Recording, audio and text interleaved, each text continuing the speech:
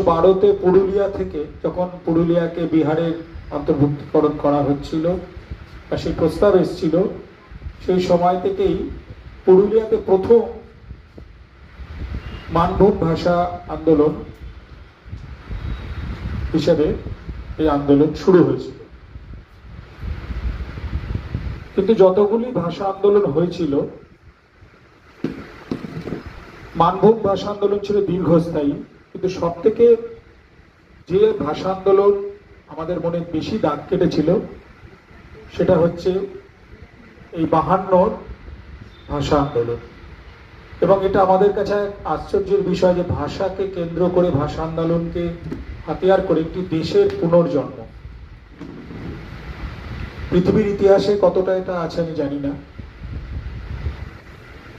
এরপরেও 61 সালে বরাক ভাষা আন্দোলন, এবং সেটা প্রায় 1985 সাল পর্যন্ত মাঝে মাঝে বিভিন্ন কারণে বিভিন্ন ভাষিক বঞ্চনার জায়গা থেকে বারে বারে জেগে উঠেছিল। কিছুদিন আগেও দেখলেন এই বাংলা ভাষা, তারপরে 71-এর যে লড়াই, সবকিছুকে অস্বীকার করে আমাদের পার্শ্ববর্তী দেশে এক বিশাল আন্দোলনের একটা রূপ নিয়েছিল। কিন্তু কিছুটা সুখের বিষয় হলেও দেশের মানুষ, বাংলাদেশের মানুষ তাদেরকে প্রত্যাখ্যান করে এবং 71-এর যে আন্দোলন, ভাষা আন্দোলন, সবকে তারা স্বীকৃতি দিয়ে এবং যারা এইগুলোকে অস্বীকার করেছিল তাদেরকে পরাজিত করে।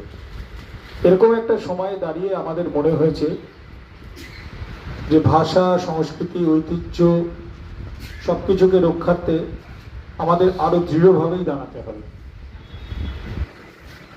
তো আজকে সত্যের মিত্র জনশিক্ষা সমিতির আয়োজনে এবং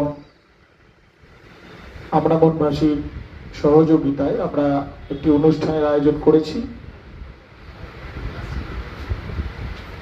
খুব ছোট্ট স্তরে হলেও